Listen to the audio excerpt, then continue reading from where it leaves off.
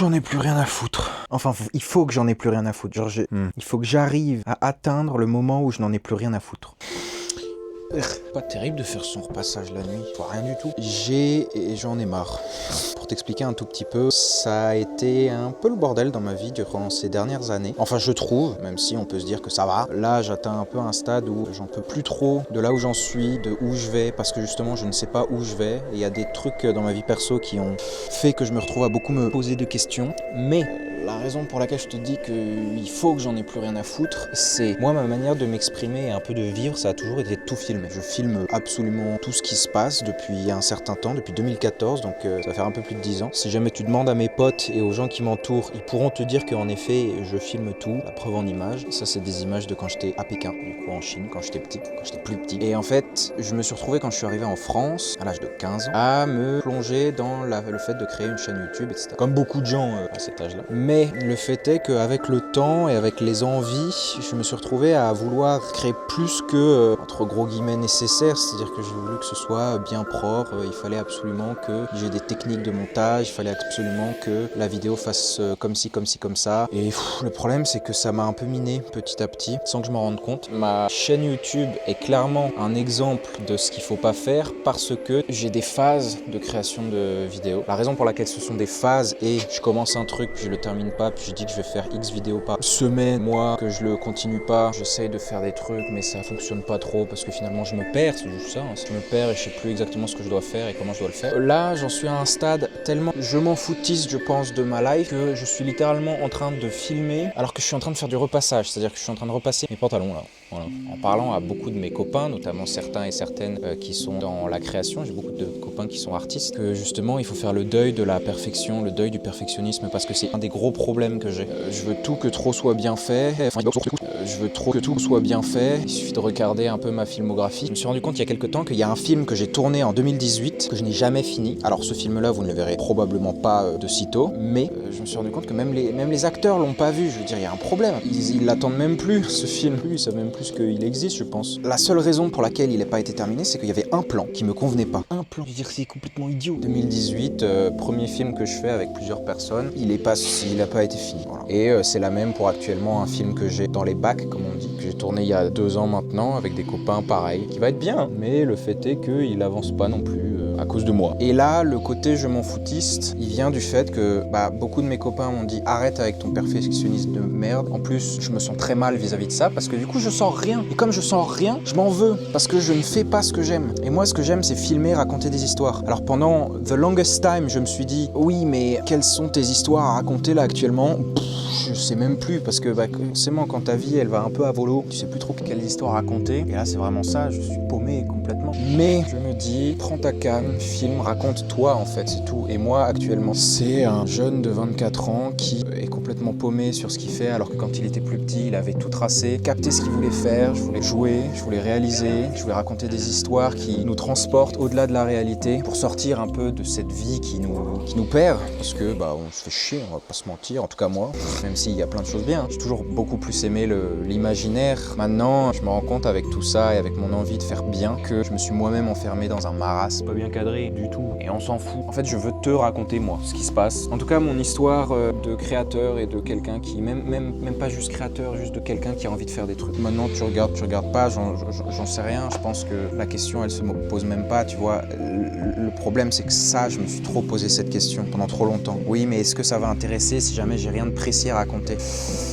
Il faut s'en foutre là, c'est bon. J'ai envie de filmer, j'ai envie d'expliquer des trucs, d'ouvrir ma gueule et de parler à une caméra et de monter. Et je sais qu'il y aura au moins 2-3 personnes que ça va intéresser. Peut-être que ma grande sœur elle va regarder et ce sera trop bien. Sans doute que même moi-même du futur, je serai très content de voir ça. Mes anciennes vidéos, parce que faut pas oublier que là ça va faire 10 ans que ma chaîne YouTube existe.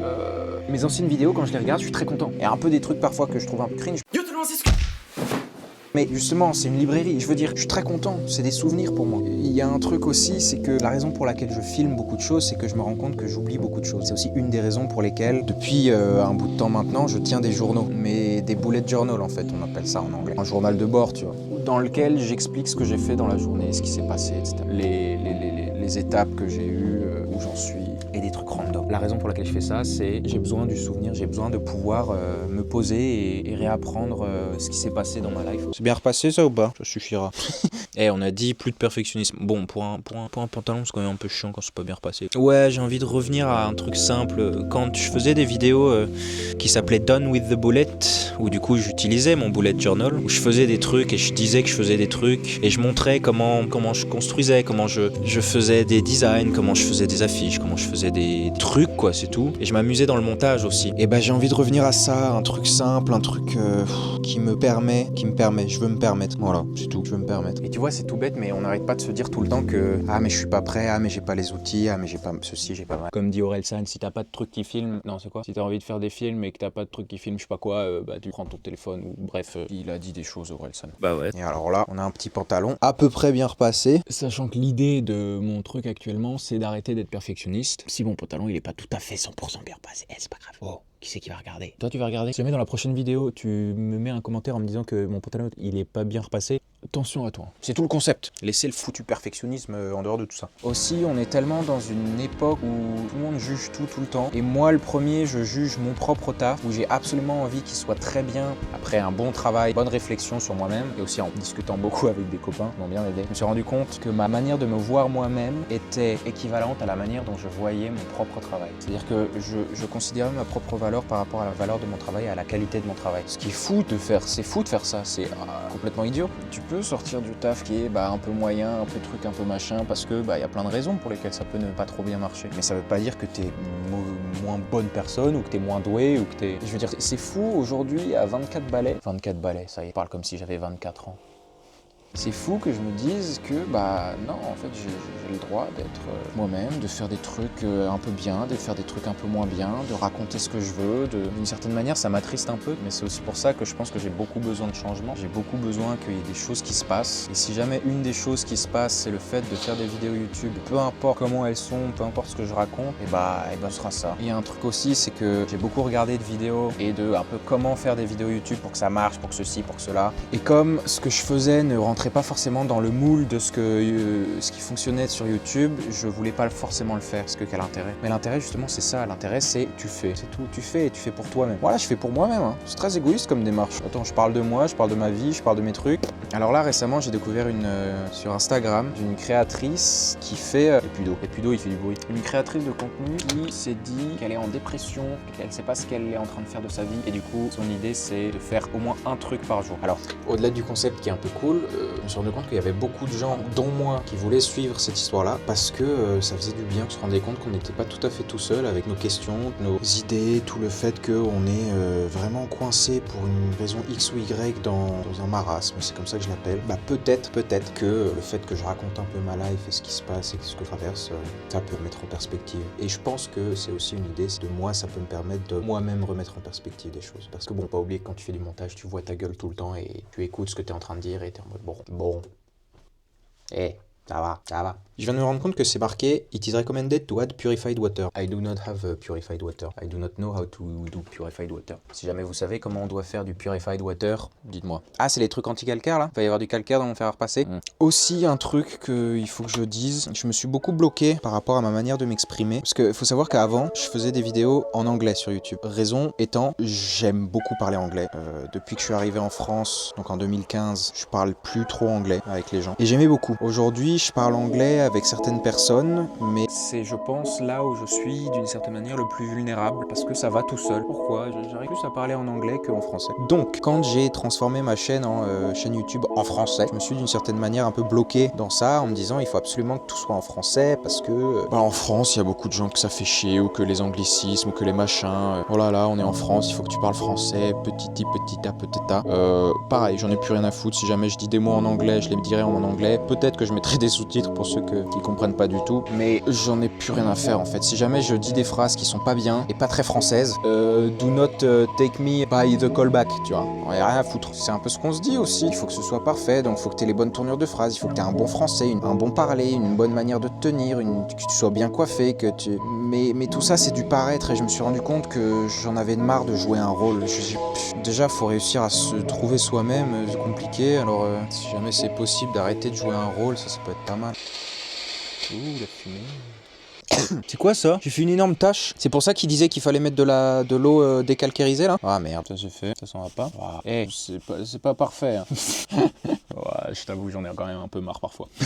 Pour revenir un petit peu sur l'idée du parfait, concept du fait que je suis full perfectionniste, c'est tout bête, hein, mais il y a juste un truc à regarder, c'est la première phrase que j'ai dite lorsque je suis monté sur la scène de mon propre événement pour présenter Astro Moon, ma maison de création artistique. Je suis arrivé en retard de genre 15-20 minutes, donc j'ai même pas pu accueillir les gens. Et la première phrase que j'ai dite, c'est ça. Je suis en retard, c'est dans l'ADN de la maison. Parce que j'essaye désespérément de tout perfectionner, et donc je n'ai pas de deadline. Mon envie et mon idée, c'est de me rapprocher de quelque chose que je fais déjà de base dans mes carnets. Depuis 2018 à peu près, j'ai plein de petits carnets.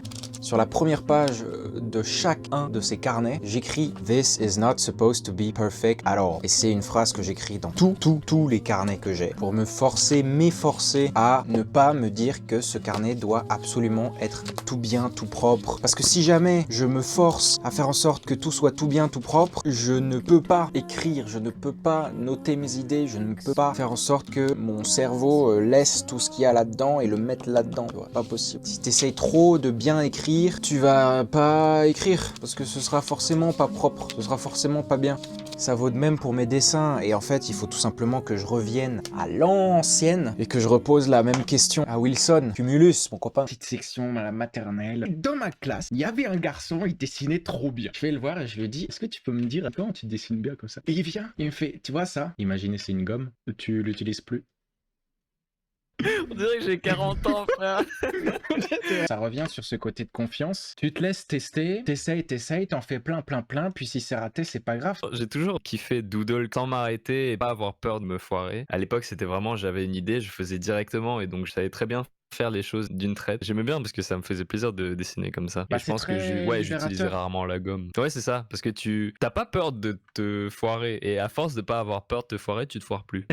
Il y a des profs de prépa qui sortent le même conseil, Hugo. Mais c'est un conseil génial. Enlève la gomme, jette ta gomme, arrête de revenir tout le temps sur des mini trucs qui ne sont pas nécessaires dans le grand scheme of things, tu vois. Juste fais et puis tu fais dans les grosses lignes au début, tu prends ton crayon et tu montes et tu fais, enfin bref, c'est une des raisons pour lesquelles je n'ai absolument plus de gomme. Le seul outil que j'utilise principalement, c'est ça. Et parfois j'utilise un Criterium, oui. Et le CTRL-Z dans Procreate ou Photoshop. Hein. Il faut arrêter d'utiliser le CTRL-Z pour essayer de perfectionner tout, quoi. Et c'est la même chose dans la vie. Chose que je suis en train de me rendre compte. I'm figuring out the fact that c'est pas... Nothing's fucking perfect. Il y a rien du tout qui est parfait. Absolument rien. Le monde entier est imparfait. C'est n'importe quoi. Donc pourquoi est-ce que toi-même, tu devrais essayer désespérément de faire que des trucs tout bien, tout propre, tout clean? En plus, on s'en fout quand c'est tout clean, tout aseptisé. Ça a plus de valeur, ça a plus d'humain. Donc voilà. Et puis c'est beau quand t'as une panoplie d'imparfaits. Bon, alors oui, lui, il pêche un peu par rapport aux autres, mais ah, j'ai des carnets, quoi. Donc voilà, dans l'idée, cette vidéo est montée de manière imparfaite, et au moins elle est montée, et je raconte ce que j'ai à raconter, c'est l'idée. Si jamais tu veux que je te montre comment j'utilise mes carnets, c'est très pratique, dis-moi. Il devrait y avoir une vidéo sur comment je crée... Il est où? Bah il est dans ma poche. Ça, c'est un mini carnet que j'ai fait moi-même. Un petit carnet que j'ai tout le temps dans ma poche pour écrire tout. Si jamais tu veux que je te montre comment j'ai fait, tu me dis commentaire, tu mets un like, je sais pas, tu t'abonnes. Bref, si jamais tu veux que je t'explique comment est-ce que je gère mes carnets, mes trucs, j'ai plein de carnets, plein de machins, de notes. Ce sera peut-être une autre vidéo, tiens. Puis à la limite, si jamais ça t'intéresse aussi, comment est-ce que moi-même je tiens mes carnets? Comment est-ce que je tiens mon système d'organisation? Qui n'est pas vraiment un système d'organisation parce que je n'arrive pas à m'organiser. Je dis pas quelqu'un d'organisé, j'arrive... Rien n'est organisé, donc, je sais pas. Sauf mes disques durs. Voilà, je sais pas, j'espère que ta vie va bien et que tu arrives à gérer un minimum les trucs que tu as envie de faire et que tu arrives à sortir de tout ce que t'as pas envie de faire. Voir. Des bisous.